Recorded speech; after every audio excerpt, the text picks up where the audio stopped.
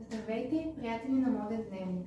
Аз съм Теодора и днес ще ви разкажа историята на българската марка за козметика Vitasin.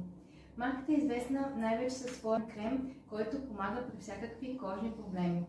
При мен на гости е Ваня Ташева, която продължава занаята на своя род Ташеви. Здравей, благодаря ти за това, че прие поканата за това интервю. Здравейте, и аз благодаря за поканата. Радвам се, че съм тук и ще мога да запознаем всички с нашата история. Всъщност всичко започва с вашата прабаба, която е приготвила този чудотворен крем в своята кухня в малко родопско село. Но всъщност кремът става известен с вашата баба, която е позната като Леля Ваня, която всъщност е популяризирала крема и при нея са идвали и са свързвали хора от цяла България, дори от чужбина. Кремът става известен през 80-те и 90-те години. Тогава е нямало социални мрежи, нямало толкова много медии. Как са разбирали за този крем и за вашата баба? Първоначално всичко е било от уста на уста, което всъщност е най-добрата реклама. Хора са използвали нашето кремче, оставали са доволни и са го препоръчвали на свои приятели, познати, роднини, които в последствие се свързвали с баба, за да си поръчат и да си вземат от кремчето. За нея винаги е било важно личната комуникация и това всъщност е разковничето, личното отношение, което тя е имала, е нещо, което повечето хора, да не кажа всички, помнят и помним в нея. Тя е била изключително отдадена на това да помага на хората. Така излизат и статиите за нея, благодарение на личното отношение, на това, че се отдава на всеки, пише на всеки, отговаря на всички писма, на обаждания. Още 1989 година излиза първата статия за крем Vitasin. Пише я журналиста Недялка Младенова във вестник Отечествен глас. И благодарение на тази статия се разбира и се разгласява повече за делото на баба. Но след като тази статия се чете и по радиото и така вече сме на национално ниво, хора от цяла България идват в Мадан и се редят пред блока на баба, за да си вземат от кремчето, за да се запознаят най-малкото с нея, защото искат и да се консултират относно всякакви проблеми, които са имали тогава. И така е много преди повече от 35 години. А има ли една съставка, която така придава този чудотворен ефект или по-скоро е рецепта? Всяка една от съставките допринася за цялостния ефект на кремчето ни.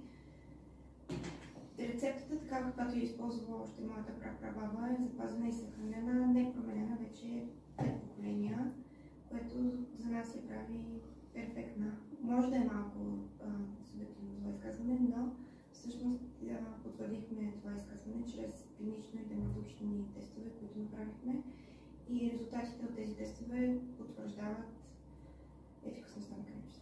Да, т.е. вие сте запазили автентичната рецепта, която е била създадена още преди много поколения.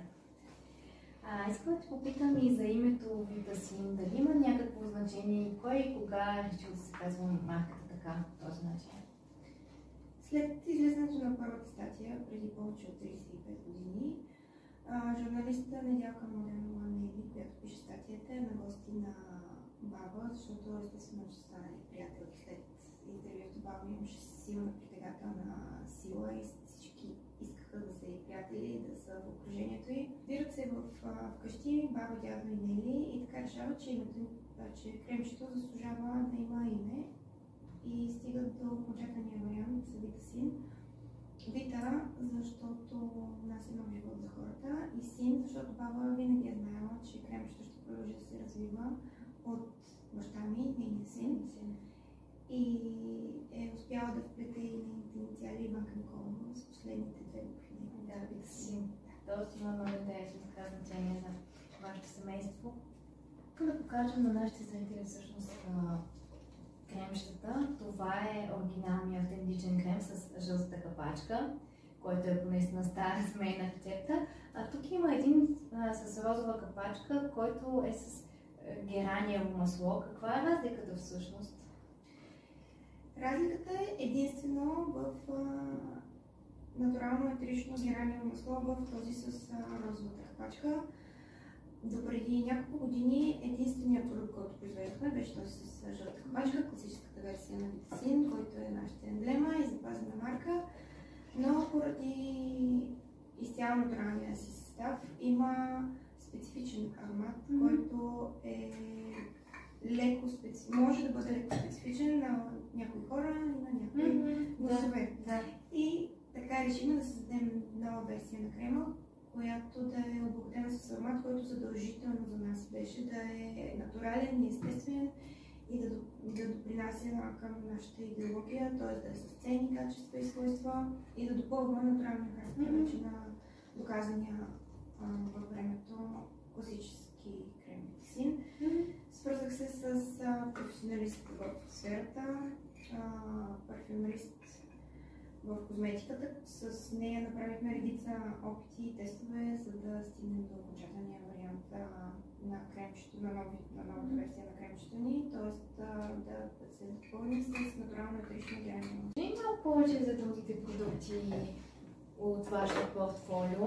Герановото масло, което избрахме за допълнение към класическия Витасин, всъщност вдъхнови новата серия продукти, тъй като се любихме в аромата и в качествата, които са обяснени на това масло.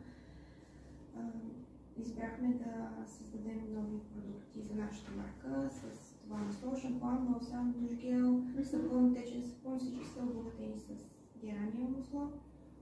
Пяната ни за лице също е най-новият продукт, който също на редица тестове придобива се спрем на формулата, тъй като за мен беше изключително важно продукта, който нанасям на лицето си да е качествен. И е продукт, който заедно с всички останали ежедневно се използва в нашата къща. Да, сега е много модерно да използваш пяна за почистване на лицето, така че мисля, че сте точно попадение сте направили с нея. Всъщност това са балсамът, шампуанът и душ гелът, тези трите, които са доста така добре се взаимодопълват като продукти. Имаме и това течното сапунче, нали така. Не знам дали сте го създали по време на COVID. Това беше много актуално да се създават течни сапуни. Така че дали това е добро попадение. Имаме тук много интересно комплектче, което става за път. Аз го разгледах от всички продукти, но в малко мини версия. Много удобно за път. Всички искаме да си имаме такива продукти, когато пътуваме някъде, така че има си и опаковчица, много удобно и много красиво. Нека да поговорим за маркетинга. Как решихте тази цветова гама да е конкретно за продуктите в нея? При проучването на герановото масло и преди да изберем него, мина проучване, което направихме всъщност и във всички статии, които прочетох тогава, от всякъде дебнеше розовото като цвят и просто го приехме като знак, който решихме да последваме и решихме, че новия крем ще е с розова капачка, всички останали продукти ще са с нещо розово в тях. Самите продукти, благодарение на герановото масло, също са в розов оттенък и от тогава няма ден, който да не сме сигурни в избора си. Поддържа такава малка семейна фирма, която залага на естествени съставки в България. Много ми се иска да кажа, че е лесно с добра организация, добри търговски решения, добри маркетингови решения, дистрибуторски решения, но не е лесно. Не мисля, че ръководенето и поддържането на какъвто и да е бизнес е лесно начинание, особено за малки и среден бизнес в България, особено за такъв, който включва ръчно производство, такъв, който включва натурални естествени съставки. Винаги има и винаги ще има трудности, пречки, забавения, изпитания на волята, изпитания на бюджета. Важното в случая, според мен, е винаги да си напълняме нашата мисия, да знаем за какво го правим и да вярвам истински в това, което правим. Аз наистина изчетох доста позитивни коментари в интернет, хора, които не се благодарят. Предполагам, че ви се обаждат и пишат постоянно и на лични съобщения. Ти как те кара да се чувстваш това, когато виждаш, че наистина продуктите помагат и хората ги харесват и приемат добре? Невероятно е наистина, особено когато се загубиш в рутината и в ежедневието с трудностите на малкия семейен бизнес. Всеки коментар и отзив, който получаваме, е изключително безценен. Още баба ми на времето съхраняваше и пазеше всяко писмо, което получи. Така и ние сме останали с този навик да пазим и да съхраняваме всеки отзив, всеки имейл, всяко обаждане.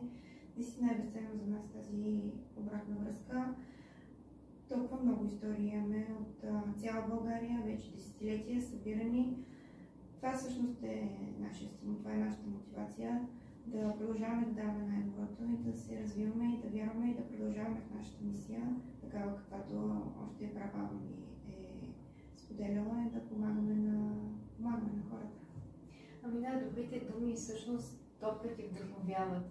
Така че наистина е важно, аз тук правя един апел към всички потребители, когато са доволни така от нещо, когато харесват дадена марка, даден продукт или дори човек, да споделят с добрите думи и добрите отзиви, защото в интернет сме свикнали сякаш по-скоро да четем негативни коментари. Сякаш е по-лесно да споделиш негативното, отколкото позитивното, а наистина позитивните думи топлят и вдъхновяват.